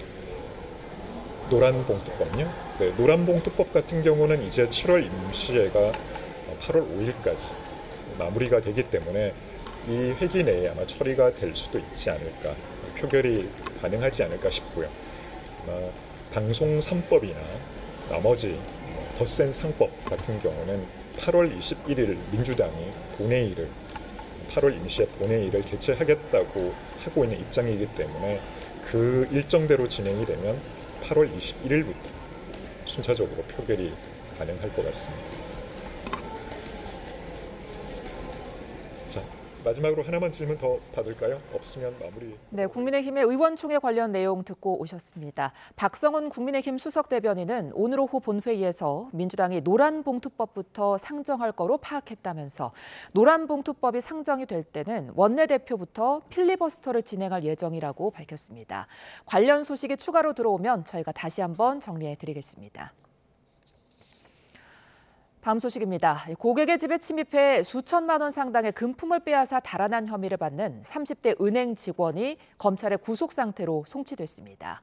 포천의 지역농협 직원 A씨는 매월 수백만 원을 갚아야 하는 빚이 있었던 거로 전해졌는데요. 경찰은 금융거래 내역 등을 추가로 확인해 정확한 범행 동기를 파악할 방침입니다. 취재기자 연결해 자세히 알아봅니다. 표정호 기자, 농협 직원이 검찰에 넘겨졌군요. 네, 경기 포천경찰서는 오늘 고객을 상대로 강도 행각을 벌인 혐의를 받는 30대 농협 직원 A씨를 구속 상태로 검찰에 송치했습니다. A씨는 지난달 28일 새벽 4시쯤 경기 포천에 있는 아파트에 침입해 80대 노부부를 흉기로 위협하고 결박한 뒤 현금 2천만 원과 귀금속을 빼앗은 혐의 등을 받고 있습니다. 경찰 조사에서 A씨는 지난달 초 피해자인 노부부가 은행에 방문해 현금 3억 원을 인출하겠다고 말하는 걸 듣고 범행을 계획했다고 진술한 것으로 파악됐습니다. 경찰은 A씨가 범행 며칠 전 흉기를 구입한 점에 비추어 볼 때 사전에 범행을 준비한 것으로 보고 있습니다. 네, A씨의 검거 과정에서 훔쳐간 금품도 발견됐다고요? 네, 그렇습니다. 경찰은 CCTV를 분석해 A씨가 포천에 있는 지역 농협 직원이라는 사실을 확인하고 범행 후 은행에 출근해 근무 중이던 A씨를 긴급 체포했습니다. 범행 8시간 만이었는데요. 일하던 A씨의 가방에서는 70돈 상단의 금목걸이와 팔찌 등이 발견됐습니다. 범행 과정에서 빼앗은 현금 2천만 원은 A씨 자신의 계좌에 입금한 걸로 조사됐습니다. 네, 범행 동기는 파악됐습니까? A씨는 범행 당시 건강상의 이유로 매월 수백만 원 정도를 갚아야 하는 빚이 있었던 것으로 파악됐습니다. 이런 상황이 범행 동기와 관련 있는지 경찰 수사가 진행 중인데요. 경찰 관계자는 돈이 필요했던 것은 분명해 보이지만 구체적인 동기는 조사가 더 필요하다고 밝혔습니다. 경찰은 금융거래 내역 등을 살펴보면서 정확한 빚의 규모와 빚을 지게 된 경위, 범죄와의 연관성을 파악할 예정입니다. 지금까지 사회부에서 전해드렸습니다. 어제 경북 영천 화장품 원료 공장 폭발 사고로 실종됐던 근로자로 추정되는 시신이 현장에서 발견됐습니다. 경찰과 소방 등 수색 당국은 오늘 오전 7시쯤 영천시 금호읍 화장품 원료 제조 공장 제2공장에서 신원 미상 시신 한 구를 찾았다고 밝혔습니다. 경찰은 어제 실종됐던 근로자 A씨로 추정되는 시신을 영천 영락원으로 옮긴 뒤 국과수 등의 신원 확인을 의뢰할 방침입니다. 앞서 어제 낮 12시 40분쯤 해당 공장에서는 폭발과 함께 불이 나 3명이 중경상을 입었고 A씨는 실종됐습니다. 오늘 오전 경기 용인시 처인구에서 배우 송영규 씨가 숨진 채 발견돼 경찰이 수사에 나섰습니다. 경찰은 지금까지 타살 혐의점은 없는 거로 보고 정확한 경위를 조사하고 있습니다. 앞서 송 씨는 지난 6월 19일 밤 술을 마신 뒤 경기 용인시 기흥구에서 처인구까지 5km가량 운전하다 적발돼 송치됐습니다. 다음 소식입니다. 미 백악관이 오는 7일부터 부과할 예정인 상호 관세가 추가적인 협상을 통해 인하될 가능성은 거의 없다고 밝혔습니다. 이 관세 여파로 미국 내 고용시장 악화와 노동부 통계국장 해임, 또 물가 상승 등을 둘러싼 비판이 커지자 합당한 조치였다고 반박하고 나섰습니다. 워싱턴에서 신윤정 기자가 보도합니다. 새 상호 관세율 발표를 사흘 남겨두고 미국은 협상을 통해 국가별 상호 관세율이 사실상 확정됐다고 밝혔습니다. 미 무역대표부 제이미슨 그리어 대표는 방송에 나와 아직 협상을 타결하지 못한 국가들의 경우 앞으로 며칠 안에 낮아질 것 같지 않다고 말했습니다. Depend on the level of the trade deficit or surplus we may have with the country. So these tariff rates are pretty much set. 다만 도널드 트럼프 미 대통령은 협상안과 관세율을 비교해 결정한다며 더 좋은 조건과 추가 양보를 제시하는 국가가 있다며 여지를 남겼습니다. 2대 교역국으로 관세율을 35%로 높인 캐나다와도 무역 조건 개선에 노력하고 있다고 덧붙였습니다. 캐나다 무역대표 역시 마크 카니 총리와 트럼프 미 대통령이 며칠 내에 대화할 거라고 말했습니다. 이런 상황에서 고용지표 악화와 트럼프의 고용부 담당국장 경질, 물가 상승 전망 등 관세 정책 여파가 커지자 적극 반박에도 나섰습니다. 미 노동부가 지난 5월과 6월 고용 지표를 대폭 수정한 데 대해 신뢰성 문제를 지적하며 담당 국장 해임 역시 대통령의 인사권이라고 엄호했습니다. The most important thing for people to know is that it's the president's highest priority that the data be trusted and that people get to the bottom of why these revisions are so unreliable. 트럼프 2기 행정부의 관세 전쟁으로 물가 수준이 1.8% 상승하는 효과로 인해 소비자에게 악영향을 미칠 것이라는 예일대 연구팀 분석도 당파적이라고 일축했습니다. 워싱턴에서 YTN 신윤정입니다. 트럼프 대통령의 관세 폭탄에 미국 소비자들이 직격탄을 맞으면서 사재기나 또 폐업을 하는 사례까지 나타나고 있습니다. 제품 생산에 드는 원자재와 중간재 관세율까지 고려한 미국의 유효 관세율은 91년 만에 최고치를 기록했습니다. 김희중 기자입니다. 미국의 한 대형마트, 식료품과 생필품을 고르는 손길이 분주합니다. 관세 폭탄 여파로 소매업체들이 줄줄이 제품 가격을 인상하면서 더 오르기 전에 사두려는 겁니다. Every time I come, it's more money, more price, more rising prices. It's terrible. I can't believe this. 뉴욕 맨해튼의 이 장난감 상점은 44년 만에 문을 닫게 됐습니다. 온라인 업체와의 경쟁도 힘들지만 관세 인상에 공급가가 오르면서 더는 버티기 어렵기 때문입니다. You know, China's not paying it. No one else is paying it. My manufacturer, my vendor is paying that tariff. They're passing it on to me, and I have to pass it on to my customer. None of us can eat that. 맥주 제조업체도 비상이 걸렸습니다. 유럽산 곡물과 원자재 수입 가격마저 껑충 뛴 탓입니다. It's going to be the aluminum in the cans. It's going to be the label in the can. It's going to be the hops and the malt and the yeast that go into brewing the beer. 관세 여파로 신음하는 건 소상공인들뿐만 아닙니다. 미국의 자동차 메카로 불리는 미시간주는 캐나다에서 수입하는 부품 가격이 오르면서 이미 타격권에 들었습니다. What happens to them and the tariffs that are applied to them and the situations that they are going through directly and actually in an outsized proportion impact Michigan's economy and the auto industry. 트럼프의 관세 전쟁으로 미국의 유효 관세율이 2.5%에서 18%대로 급등해 91년 만에 최고치를 기록했다는 분석 결과도 나왔습니다. 물가가 1.8% 상승하고 가구당 수입은 330만 원 줄어드는 효과라는데 대통령의 관세 전쟁이 자국민을 신음하게 하고 있습니다. YTN 김희준입니다.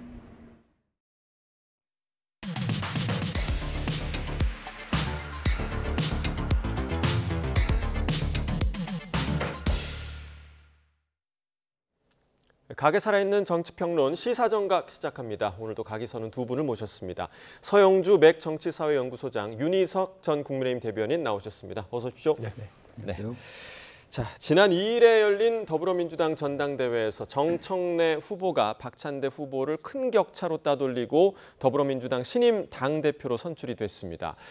자신이 개혁 당대표임을 강조했던 만큼 취임 시작부터 3대 개혁 추진 의지를 강하게 내비치고 있고요. 또 초강경파 대표로서 야당과의 관계는 어떻게 이끌어갈지 주목되고 있습니다. 화면 보고 대담 이어가겠습니다.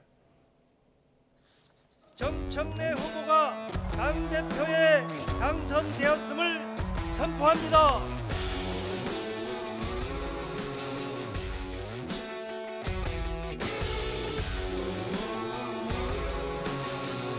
강력한 개혁 당대표가 되어 검찰개혁, 언론개혁, 사법개혁은 추석 전에 반드시 마무리하도록 하겠습니다. 이재명 대통령은 국정에만 전념할 수 있도록 강력하게 뒷받침하겠습니다.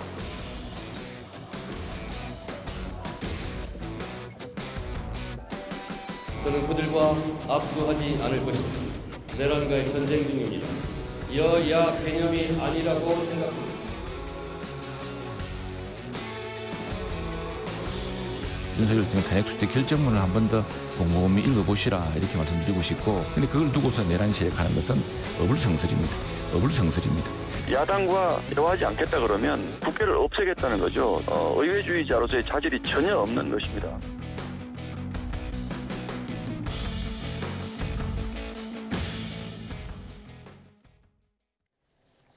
정청래 당대표가 선출이 됐고요. 계속해서 원팀을 강조하는 그런 메시지를 내고 있는 것 같아요. 지난 전당대회 결과 좀 어떻게 보셨습니까? 일단 이 좀 센 당대표를 원했던 것 같고요. 민주당의 당원들은 사실상 뭔가 아직은 내란이라는 어떤 그런 기치를 들고 그 부분에 대해서 청산하겠다라는 어떤 그런 대표를 원했다고 할 수 있겠죠. 결과적으로. 사실 이제 결과가 나왔으니까 그에 대해서는 이제 정청래 당대표가 잘할 수 있도록 좀 나름대로 여러 사람들이 이제 조언을 해야 되겠는데, 조금 이제 잘한 부분과 아쉬운 부분을 좀 나눠서 얘기하면 잘한 부분은 선명성은 있다. 근데 그 선명성이 당원들에게는 굉장히 안정감을 주고 타격감을 줄 수 있는 당대표다. 하지만 사실상 집권여당의 1기 당대표이기 때문에 조금은 전략적으로는 굳이 첫 일성부터 야당과 만나지 않겠다라는 것이 이게 맞나 싶기는 하죠. 조금 좀 전략적으로 제가 생각하면 굳이 야당에게 악수하지 않겠다, 청산 대상이다 하면 야당은 당연히 반발하고 야당은 기본적으로 일단 반대하는 입장을 취해야 되잖아요. 그러면은 발목 잡기라는 어떤 그런 형식상에서 계속해서 여당을 반대할 텐데 빌미를 더 주는 게 아니겠습니까? 우리하고 안 만나겠다고 하니까 우리도 그러면 다 반대하겠다, 이런 책임 소재를 이 여당 대표인 정청래 대표가 안 할 수밖에 없어요. 그래서 저는 제가 옆에서 좀 조언을 한다면 처음에는 포용을 해야죠. 비록 아직도 탄핵을 반대하고 어떤 내란의 어떤 그런 상황 속에서 헤어나지 못하고 있는 국민의힘이지만, 거기에서 이번 전당대회에서 헤어날 수만 있다면 나는 언제든지 손잡을 생각이 있고 대화할 생각이 있다. 그러니까 국민의힘 그 안에서 제발 스스로 자정 노력을 통해서 정상적인 야당으로 오기를 바란다. 이렇게 얘기를 하는 것과 손 안 잡습니다. 안 만납니다. 청산 대상입니다. 이렇게 하는 건 좀 다르거든요. 네. 그래서 저는 그런 부분에 있어서 조금 메시지의 어떤 그 온도를 조절하는 게 조금 더 훨씬 더 지혜롭지 않냐. 그런 좀 조언을 드리고 싶습니다. 네, 지금 말씀해 주신 대로 상당히 센 당대표가 선출이 됐다라는 부분에는 이견이 없으실 것 같고 오히려 야당의 반대가 더 거세지는 결과를 낳을 것이다라는 전망에 좀 어떻게 보시겠습니까? 예, 다들 그렇게 예상을 하시죠. 예.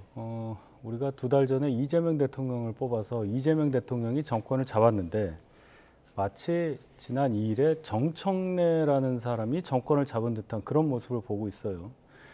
첫 일성부터가 심상치가 않아요. 여야 관계가 아니다. 그럼 뭐죠? 그럼 저희가 여당입니까? 이런 인식을 가지고 40년 동안 살아왔던 분이기 때문에 개인적인 발언의 내용에 대해서는 크게 놀랍지 않지만 당대표가 됐다는 거, 여당의 당대표가 됐다는 게 심상치 않다는 겁니다. 무슨 개혁위원회를 벌써부터 만들어서 그 위원장에 임명한 사람들의 면면을 봐도 민형배, 최민희, 백혜련, 강성이라는 어떤 카테고리 안에서 절대 빠질 수 없는 분들로 이렇게 하고 대변인의 한민수. 이렇다면은 80년대 운동권 생활을 하셨던 분들의 그 의식과 생각을 그대로 옮겨놓은 지도부가 여당에 들어왔다.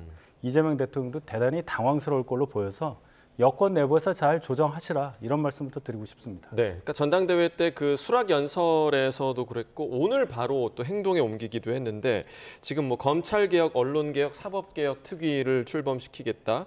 그리고 오늘 아예 위원장을 임명을 했습니다. 자, 이 상당히 좀 강하게 좀 개혁의 뜻을 보이고 있는데 이 속도전과 관련해서는 좀 어떻게 보시나요? 그러니까 정청래 의원이 대표가 그래도 이 정치 상황을 많이 보셨기 때문에 속도가 중요하다는 걸 아시는 거예요. 추석이 10월 6일 날로 제가 알고 있는데 그 전까지 이걸 완수하라 하면 2달 안에 이걸 완수하라는 얘기인데 뭔가 이 관성이 있을 때 그 힘으로 밀어붙여서 하고 싶은 것을 해야 한다. 그렇지 않으면 시간이 지나면서 동력이 떨어지니까 해야 한다. 결국은 이 사법개혁, 검찰개혁, 언론개혁 이 부분에 대한 열망이 엄청나게 크다는 걸 반영하는 거죠. 다만 그 과정에서 있을 수 있는 여러 가지 부작용들, 반발 이런 거 있지 않겠습니까? 그걸 모르고 한 얘기가 아닐 텐데 빨리 하면 그 과정도 줄일 수 있다. 아마 이런 판단으로 취임 첫날부터 이렇게 밀어붙이는 거다. 이렇게 볼 수밖에 없습니다. 추석 전까지 개혁을 추진하겠다. 뭐 후보 시절부터 계속해서 지금 얘기해 왔던 부분이거든요. 이 속도의 부작용은 없겠습니까? 속도의 부작용이 있을 수도 있고 없을 수도 있다. 이재명 대통령께서도 추석 전에 이 검찰 개혁이라든지 3대 개혁안에 대한 국회 시간에 대해서 한번 언급을 했죠. 얼개 정도는 나올 것이라고 생각합니다.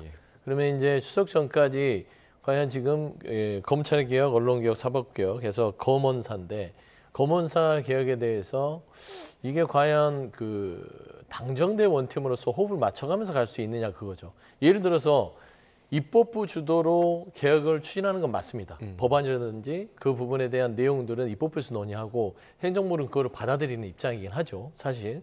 하지만 그럼에도 불구하고 이재명 정부와 최소한의 호흡, 박자, 그리고 방향성, 디테일 이런 부분들은 논의를 해야 되는 과정은 분명히 존재해야 될 거라고 생각합니다.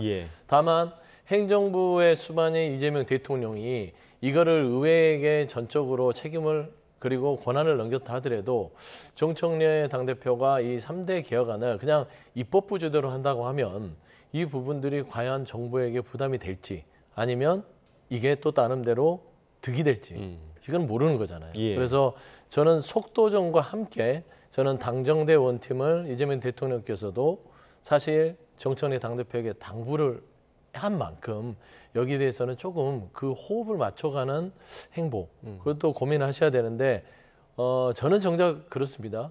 지금 현재 그 검찰개혁이라든지 언론 사법개혁하는 속도전에 있어서는 저는 찬성을 해요. 왜냐하면 개혁은 빨리 할수록 좋습니다. 하지만 개혁이라는 것들은 특정 정치인들이 모여서 하는 게 아니라 그 플러스 국민적인 여론도 필요하다. 그러면 그 부분까지 얼마만큼 추석 전까지 보듬을 수 있을지 거기에 대해서도 한번 고민하는 시간들이 필요하지 않을까 그런 생각을 합니다. 여론이 뒷받침될 필요가 있다. 그리고 뭐 여론도 마찬가지고 나름 이제 야당의 협조도 좀 필요하다라는 생각도 들 텐데 지금 뭐 취임 일성부터 그 야당에 대한 상당한 대립각을 세운 정청래 대표에 대해서 지금 여당에서도 상당한 불만의 목소리가 나오고 있거든요. 송원석 비대위원장 상당한 유감을 표명했고요. 우리가 여당이었을 때는 야당이 대변하는 국민 목소리를 들으려고 했다. 그런데 그런 자세조차 없다.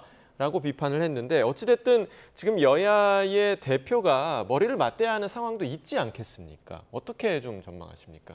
당연히 있죠. 예. 아무리 야당, 저희 당의 당세가 적고 국회 내 의석수도 3분의 1 조금 넘는 수준이라고 하더라도 여당의 신임 대표가 이런 식으로 여야 관계가 아니라는 뭐 협치의 대상이 아니라는 이런 말까지 하는 것은 이거 도발 수준을 넘어서는 민주정책 기본 원칙에 위배되는 굉장히 큰 위험한 발언이라고 생각을 해요. 이 악수도 안 하겠다고 그랬어요. 그러면은 통상 그 대표가 되거나 뭐 원내대표가 되거나 하면은 예방을 하잖아요. 예, 예. 상대방 예. 당대표. 뭐 당세가 적든 말든 다 합니다. 예. 그것도 아마 안 할 걸로 보여요. 그럼 이제 만날 일이 없는 거죠. 그렇게 되면. 아마 저희 쪽에서 무슨 화환이라도 화분 보내도 아마 안 받을 그럴 기세인데 이렇게 되면은 일당 체제로 그냥 가겠다는 거다. 국회 운영 자체를 과반 훨씬 넘기 때문에 민주당 의석수가 또 민주당과 궤를 같이 하는 다른 야당들과 같이 200석 가까운 의석을 가지고 국정을 운영해 나가겠다. 이런 심산으로 보이는데 그렇다면 민주당에서 항상 입에 달고 있던 독재, 그 독재를 스스로 하는 것이다. 이렇게밖에는 해석할 수 없습니다. 예. 자, 그리고 서 수장님 이 부분은 어떻게 보셨습니까? 그러니까 정청래 대표가 지금 당대표 취임한 이후에 장관직에서 낙마한 강선우 의원에 대한 언급을 했는데 이렇게 이제 안고 가겠다라는 느낌이었단 말이죠. 이 부분 좀 어떻게 보셨어요? 이게 이제 두 가지 측면에서 어떤 의도로 이런 그 메시지들이 나왔는지 저도 곰곰이 생각해 봤는데 예. 첫 번째 이제 야당에게 조금 적대적 언어를 쓴 거잖아요. 악수도 하지 않겠다. 물론 이제 송은석 비대위원장의 말을 저는 신뢰하지 않습니다. 본인들이 여당일 때 야당을 지지하는 국민의 목소리를 들었다고요? 야당을 지지하는 국민 숨소리도 안 들었던 당이 국민의힘이었습니다. 그래서 저는 저 상태가 된 것인데 사실 이제 적대적 언어를 씀으로써 책임 소재의 빌미를 준 부분들 이게 조금은 전략적으로는 맞나? 저는 좀 아쉬움이 있고 두 번째 강선우 의원에 대해서 이게 사실상 저는 할 수 있죠. 왜냐하면 후보 시절에 강선우 당시 여가부 장관 후보자에 대한 지지를 그렇죠. 외형적으로 표출했던 예, 예. 그 후보자가 정청래 당대표였고 그런 아쉬운 부분들이 결국엔 결과는 이재명 정부에서 정리하는 걸로 나타났잖아요. 그러면은 개인적으로는 전화해서 여러 가지에 대한 소회를 이야기할 수 있으나 이 전화 내용을 그 페이스북 개인 SNS에 드러냈단 말입니다. 예. 저는 그게 조금은 이게 뭐지? 이거는 안에 대한 안에서 그러니까 민주 진영 안에서 특히 이재명 정부와 새로 이 집권 여당의 일기 대표와의 관계 설정에 있어서의 오해를 살 수 있는 대목입니다. 내 정치하겠다라는 얘기처럼 들리잖아요. 그러니까 울타리를 쳐주겠다는 것은 강선우 후보를 정리했던 정리에 동조했던 사람들로부터 지켜주겠다. 그리고 지켜주겠다는 것은 이게 정청래의 정치다. 그러면 제일 좀 명부해지는 쪽이 어딜까요? 박찬대 후보도 아닙니다. 이재명 대통령. 아, 예. 그렇죠. 그럼 이재명 대통령이 임명한 장관 후보를 정리를 했고 거기는 근간은 국민의 여론을 보고 나서 그렇게 된 것인데 예. 그런데 집권 여당의 첫 일성의 그 당대표의 메시지가 강선우 후보자 안타깝고 내가 지켜주겠다 하면 그 누구로부터 지킨다는 거죠. 그래서 이거 오해를 살 수 있는 문제라서 저는 이 부분에 있어서의 정치적 함의가 쉽게 가라앉지 않을 것 같아서 이 부분에 대해서는 조금 아쉬움으로 또 남는 대목입니다. 그러니까 비슷한 해석이 야당에서도 나왔거든요. 주진우 의원도 이 대통령과 차별화 전략을 시도한 거다 이렇게 좀 분석을 했습니다. 왜냐하면 뭐 잦은 사퇴의 형태이긴 했지만 그래도 뭔가 대통령실에서 정리한 그런 기류가 있었기 때문에요. 그렇죠. 정청래 신임 당대표는 대단한 자신감을 가졌을 겁니다. 강선우 의원 정리되는 과정에서 박찬대 당시 후보가 먼저 선제 공격을 한 거예요. 강선우 물러나야 한다. 그랬더니 정작 당사자인 강선우 당시 후보자가 17분 만에 그대로 그걸 받았어요. 관두겠습니다. 예. 근데 그것이 순응하면서 그렇게 하겠다는 뜻보다는 약간의 어떤 반발, 좀 다른 결을 느낄 수 있는 그런 내용들이 있었습니다. 예. 그러고 나서 또 그 전에도 정청래 후보는 계속 강선우 당시 후보자를 감쌌고 그 여세를 몰아서 뭐 역전이고 뭐고 전혀 없이 이 6대 4도 훨씬 넘는 그런 표차로 이겼단 말이죠. 그러니까 결국 본인의 판단이 옳았다고 느낄 수밖에 없는 증거가 남게 된 겁니다. 숫자로. 예. 그러면 이재명 대통령이 강선우 후보자를 정리한 것에 반대되는 얘기를 했는데도 이 정도 표가 나왔다는 것은 정청래 후보가 정청래 신임 당대표가 이제는 독자 노선으로 그냥 가겠다.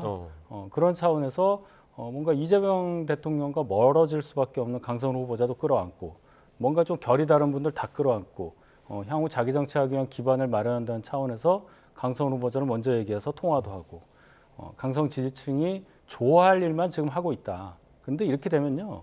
민주당도 굉장히 앞날이 좀 어두워 보일 수밖에 없어요. 강성 지지층에 휘둘려서 결국 좋은 상황을 맞게 된 그런 정파는 제가 보지를 못했기 때문입니다. 예.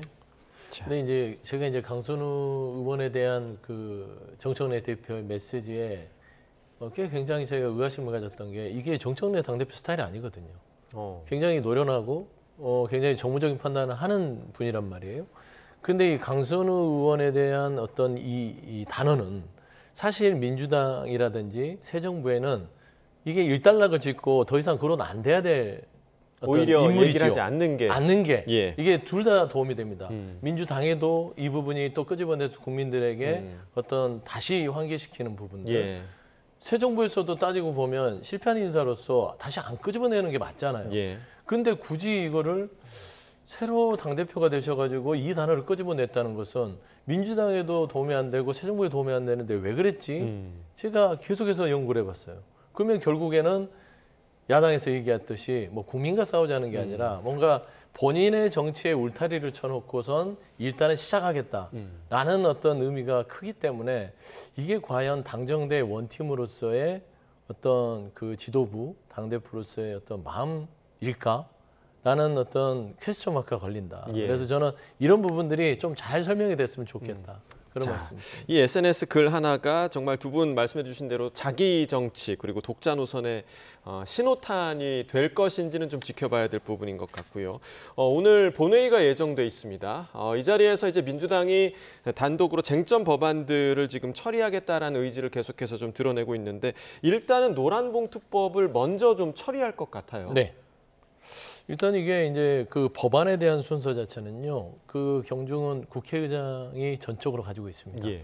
뭐부터 합시다라는 게 국회의장의 결정이기 때문에 민주당 입장에서 오전까지는 이제 방송 3법을 먼저 하는 게 좋겠다. 처리가 먼저 됐기 때문에 얘기를 했는데 국회의장이 방송 3법보다 노란봉투법부터 처리를 합시다라고 결정을 해서 아마 노란봉투법을 이제 처리하기로 한 것 같아요. 근데 야당에서는 필리버스터로 맞서기로 했기 때문에 이게 뭐 시간이 단박에 될 건 아닌 것 같고요. 한 며칠 상간에 나름대로 좀 진통을 겪은 다음에 통과는 될 것 같습니다. 그래서 일단은 저는 야당의 필리버스터 실력을 한번 주목하고 싶다. 예. 네, 자, 그러니까 결국에 이제 이 필리버스터를 사실상 여당에서는 크게 신경을 쓰지 않는 분위기거든요. 뭐 이전에도 할 테면 해봐라 이런 발언도 좀 나왔었고요. 그러니까 하루 정도 지연시키는 효과밖에 없지 않나라는 국민의힘 내부의 그런 목소리도 있을 것 같아요. 저희 의석이 120이 되지 않아요. 그렇기 때문에 민주당에서 기타 야당과 힘을 합치면은 24시간 딱 지나고 나서 필리버스터 무력화시킬 수가 있었고 과거에도 그런 전례가 많았기 때문에 그냥 하루 정도 지연되는 것밖에는 효과가 없다. 이 차원에서 아마 여당에서는 별로 그렇게 신경을 안 쓰는 걸로 보입니다. 자, 노란봉투법 굉장히 단어가 감성적이죠. 저는 노봉법이라고 하겠습니다. 이 법이 통과가 될 경우에 어떠한 후폭풍이 일어나겠느냐. 세제 개편안, 특히 증시 관련한 세제 개편안 안만 나왔어도 지난 금요일에 증시가 3% 넘게 폭락을 했어요. 거기에 대해서 이 세제 개편안을 밀어붙였던 진성준 전 정책의장에 대해서도 굉장히 많은 공격이 있었죠. 이 국민들이 이제는 각각의 어떤 정책들의 방향에 대해서 나에게 이익이 되느냐, 나의 생각과 같으냐, 전에 했던 것과 얘기가 같으냐 다르냐 이런 것에 대단히 민감하게 반응하는 상황이 됐다는 것을 민주당이 알아야 합니다. 주한 유럽 상공회의소, 주한 미국 상공회의소, 암참 이런 곳에서 이 노봉법 통과되면은 자본 투자했던 거 다 회수할 수 있다 이런 말까지 하고 있어요. 이게 그냥 그 노조 활동을 했던 어떤 근로자에 대해서 너무나 과하게 사측에서 손해배상한다 이것만 면책한다는 의미가 아니라 쟁의의 범위가 엄청나게 넓어지고 원청과 하청 간의 이 협상을 원청이 그냥 다 밑에까지 해야 된다는 것, 이런 여러 가지 부작용들이 있을 겁니다. 이거는 정권을 5년 맡은 민주당에서 감당해야 될 몫이에요. 물론 통과가 되고 시행이 되겠죠. 예. 저희가 막을 수가 없습니다만은 이 후과는 오롯이 민주당 정권이 다 받을 수밖에 없다. 그 이후에는 또 뭐라고 할지 저는 지켜보겠습니다. 예. 뭐 늘 좋은 이야기도 부작용은 있습니다. 예, 예. 부작용을 주의해야겠죠. 사실 이제 이 부분들이 고민하지 않은 대목은 아니나 사실상 큰 축에서는 두 가지예요. 실사용자의 책임을 명확히 하자. 그러니까 노동을 썼던 사람이 실사용자가 분명히 존재함에도 불구하고 책임을 회피하기 위해서 하청을 줘서 결국에는 그 노동자가 본인의 어떤 권리 구제 자체를 어디에다 실사용자한테 줘야 될지를 모르는 예. 그런 부분들. 그리고 조금 더 쉽게 얘기하면 그 상황들이 일터로 나갔다가 못 돌아오는 노동자들에 대한 근로 환경을 조금 더 개선하자. 예. 이제 노동자 중심에 대한 법안은 맞아요. 그러니까 기업들의 입장에서는 기업의 부담이 커지기 때문에 이건 좋지 않은 거 아니야 라는 것인데, 저는 실 부분에서 일단은 법을 시행해 보고 나서 여러 가지 개정 사안이 있으면 제가 늘 주장하는 바는 뼈대를 잡고 조금 불필요한 부작용들은 개정안을 통해서 보완해 나가는 그런 방식이 나름대로 이루어지는 게 조금 더 순차적으로 새 정부의 방향이지 않을까 그래 보입니다. 조금 전에 이제 윤 대변인께서 언급해 주신 그 세제 개편안 같은 경우는 지금 여당 내부에서도 이견이 좀 나오는 것 같더라고요. 이 부분 어떻게 보십니까? 여당 내부에서 이견이 있다는 것은 제가 아쉬운 부분 중에 이게 아니잖아요. 확정도 아니고 확정안도 아니라 어떤 그런 개편안에 대한 의견을 낸 것인데 이게 마치 확정된 것처럼 알려져서 주식시장에 혼란을 줬다는 거 첫 번째.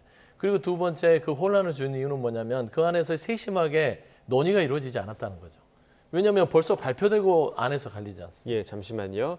자, 지금 국회로 잠깐 가보겠습니다. 정청래 신임 당대표와 우상호 정무수석이 만나는 자리인데요. 잠깐 보시겠습니다. 자, 대통령실에서 정청래 신임 당대표에게 화분을 전해주었고요. 자, 함께 지금 사진을 함께 찍을 것으로 보입니다. 자, 당정 관계의 첫 모습이라고 볼 수 있는데요. 오늘 신임 당대표로서의 첫 만남이기 때문에 모두가 지금 화기애애한 분위기, 웃는 모습으로 사진 촬영을 하는 장면 함께 보고 계십니다. 이 자리에서 신임 당대표 그리고 정무수석으로부터 어떤 이야기가 나올지 좀 주목이 되고 있는데요. 당정 관계를 어떻게 설정할 것이냐. 앞서 정청래 대표는 이재명 대통령이 국정에만 전념할 수 있게 모든 도움을 다하겠다 이런 의지를 밝힌 바가 있는데요. 이 자리에서 어떤 이야기가 나올지 함께 들어보겠습니다. 네. 전당대회 직후에 이재명 대통령님께서 직접 저에게 전화를 주셔서 격려해 주셨고 그리고 앞으로 잘 해주십사 말씀을 주셨습니다. 제가 감사하다고 말씀을 드렸습니다. 그리고 대통령께서 당정대 원팀으로 효능감 있게 앞으로 각자 맡은 역할을 잘 해주십사 또 이렇게 말씀을 해주셔서 저도 열심히 성실하게 이렇게 일하겠습니다라고 말씀을 드렸습니다. 그런데 오늘 또 이렇게 우리 우상호 정무수석님께서 직접 대통령님의 축하란을 저에게 선물해 주시니 기쁨이 2배인 것 같습니다. 바로 이 자리에서 지난 3년간 이재명 당시 당대표와 함께 당이 원팀이 되어서 내란을 극복하고 새로운 이재명 정부를 출범시켰던 그때 그 마음으로 앞으로는 더 집권 여당의 대표로서 책임감 있게 진중하게 당정대 원팀을 만드는데 솔선수범하겠다 이렇게 말씀드리고 대통령님께 이렇게 오늘 또 축하해 주셔서 깊이 감사드립니다. 그리고 오늘 직접 이렇게 와주신 우상호 정무수석님께도 환영하고 감사의 말씀을 드립니다. 고맙습니다.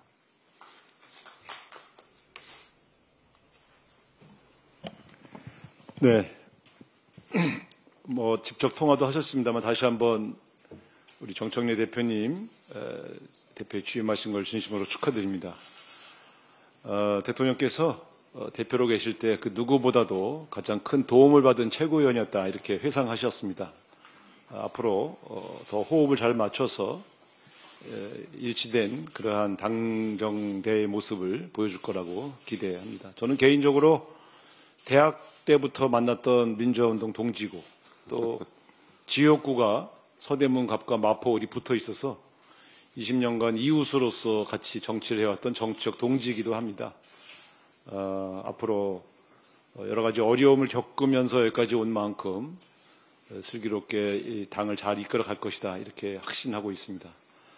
앞으로 크고 작은 일이 있을 때마다 긴밀하게 상의해서 원팀으로 좋은 성과를 낼 수 있도록 함께 노력하겠다 이렇게 말씀드립니다.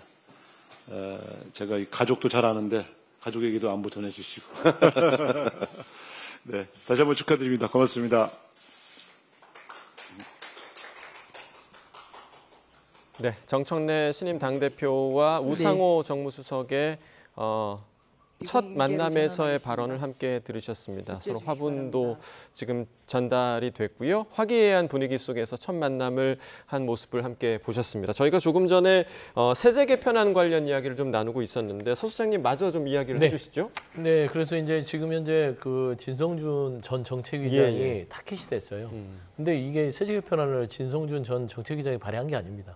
정부에서 가져온 아니고 여기에 대한 입장 자체가 조금 시장의 어떤 여러 가지 일반 투자자들의 좀 분노를 자아내는 어떤 의견을 진성준 의원이 얘기를 했는데 사실 조금 세심하지 못해서 시장에 반발이 있어요. 근데 말씀드리는 것은 아직 여지가 있다. 그리고 당내에서도 이견이 있기 때문에 저는 시장의 어떤 반발을 최소화하고 시장에 적합한 정책으로서 조율이 가능하기 때문에 이 부분은 빠른 시일 내에 지금 이 집권 여당의 지도부도 말씀을 했고요. 대통령실에서도 시장 상황을 보고 이 부분에 대해서는 완성된 게 아니라고 얘기했으니까요. 너무 염려하지 않았으면 좋겠다 그런 말씀드립니다. 아직은 아닌 수준이기 때문에 조금 더 지켜봐야겠다라는 서 수장님의 분석이셨습니다. 자, 이어서 이제 국민의힘 상황도 좀 지켜보겠습니다. 어제 국민의힘 전당대회 후보자 비전 발표회가 열렸는데요. 후보들의 목소리를 먼저 듣고 이야기 이어나가겠습니다. 이재명 총통 독재의 내란몰이 국민의 힘 해산에 맞서 싸워야 합니다. 지금 해산되어야 할 당은 민주당입니다. 그리고 지금 국민의힘의 비전은 무엇이겠습니까? 바로 저것입니다. 네, 아무것도 없습니다. 계엄이 곧 내란은 아닙니다. 탄핵을 반대했다는 것이 계엄과 내란을 옹호하는 것이 될 수 없습니다. 민주당에 수십 건 고발당하면서도 물러선 적 없고 수많은 법적 조치로 맞서 싸웠습니다. 일당백인 저에게 팀을 붙여주신다면 그 즉시 전투력은 급상승할 것입니다. 지난 가오에 대한 진실된 반성과 책임지는 모습을 보일 때 국민들의 시선도 우리 당으로 돌아올 것입니다. 자, 지금 미묘하게 서로가 좀 입장이 다른 모습을 함께 보셨는데 일단 통합이냐 아니면 과거와의 절연이냐 뭐 이런 키워드로 좀 나뉜 것 같습니다. 나뉘었고 중간 정도 입장에서 주진우 의원이 꽤 임팩트 있는 그런 발언을 했다고 봅니다. 예. 일당백 얘기하면서 좀 신선한 면은 좀 있어요. 근데 제가 좀 보면 물론 이제 기존의 정치적 입장을 이 5분이 어떻게 가져왔는가에 대해서 다 국민들께서 잘 아시겠지만 정청래 당대표가 신임 당대표가 돼서 여당을 이끄는 상황이 됐는데 아직도 이재명 대통령에 대해서 이재명 총통이다 이런 얘기하면서 전당대회를 끌고 가는 것이 과연 맞느냐는 지적을 안 할 수가 없습니다. 총통이라는 단어가 갖고 있는 의미는 입법, 사법, 행정을 다 갖고 있는 독재자의 이미지인데 사법부까지는 제가 모르겠고 입법부가 민주당에서 절대적으로 의석 갖고 있는 그런 상황은 저희가 선거에서 져서 그런 겁니다. 선거는 서로 약속하고 한 건데 그 의석수가 진 거고 그럼 지금 우리의 상대는 누구냐를 봤을 때 계속 이재명 대통령만 가지고 상대하는 것이 저희 당의 개혁 또는 저희 당의 변화, 저희 당의 저변 확대에 맞는 것이냐. 이미 대통령이 되셨고 모두의 대통령이어서 국민들 입장에서 성공한 정부가 되기를 바라는 것이 맞다고 본다면 이제는 정청래라는 엄청난 인물이 당대표가 된 민주당에 대해서 우리가 어떻게 해야 될 거고 앞으로 어떤 전략, 민주당이 저렇게 강성으로 나갈 때 저에게 기회가 있다는 그런 차원에서의 전당대회 되기를 바라는 마음에서 앞으로 저희 당 전당대회 특히 당대표 나가신 분들이 조금 더 전향적인 앞을 보는 미래지향적인 발언을 많이 해주시기를 그렇게 기대해 보겠습니다. 앞서 그 송원석 비대위원장 같은 경우는 이번 전당대회를 혁신전대라고 나름 정의를 하기도 했는데 지금 뭐 후보들의 그런 정견을 좀 들었을 때 혁신전대 될 수 있겠습니까? 어떻게 좀 보십니까? 혁신전대라고 들리시나요? 저는 안 들리는데요. 저는 사실 지금 주요한 당대표 가능성이 높은 사람들, 특히 전 국민의힘의 대선 후보였던 김문수 후보의 입에 저는 주목합니다. 저번에 발언 자체는요. 지금 전한길 씨가 얘기하는 것과 크게 다르지 않습니다.